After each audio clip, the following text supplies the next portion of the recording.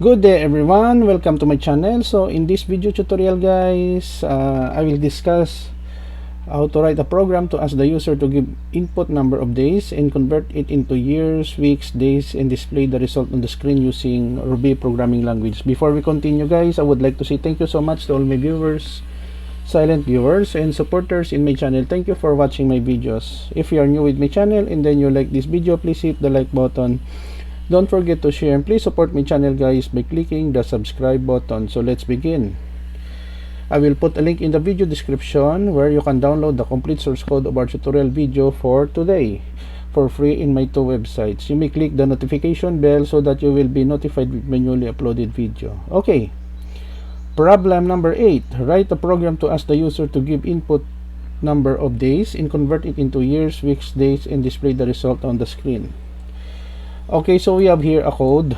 The code is not quite very long. Okay, so there is a series of comments here. Puts title of our program, convert days to years, weeks, and days in Ruby. In this line of code, how many days will be stored in our variable days, convert to integer here, and then the conversion in this portion. So years equals days divided by 365, ignoring leap year. This is the formula. Days modulus, if there is a remainder, 365 divided by 7. So in a year there are 365 days. We just ignoring leap year now, because if there is a leap year it will be 366. So days equals days minus years multiplied by 365 plus weeks multiplied by 7, and then we have here display the result, number of years sharp curly bracket years, number of weeks sharp curly bracket weeks, number of days sharp curly bracket. No, this one should be days, huh?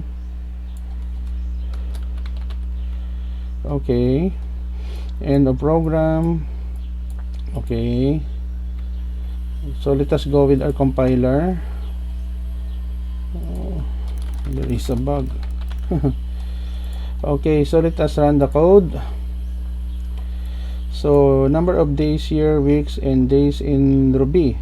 How many days? Let's say we have 1000 days.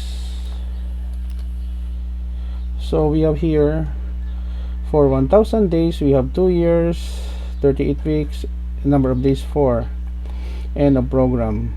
Another example, let's say 4000 days. So we have 10 years, we have 50 weeks, and 0 days. Okay guys, so this is the end of our tutorial video on convert days to years, weeks, and days in Ruby programming language.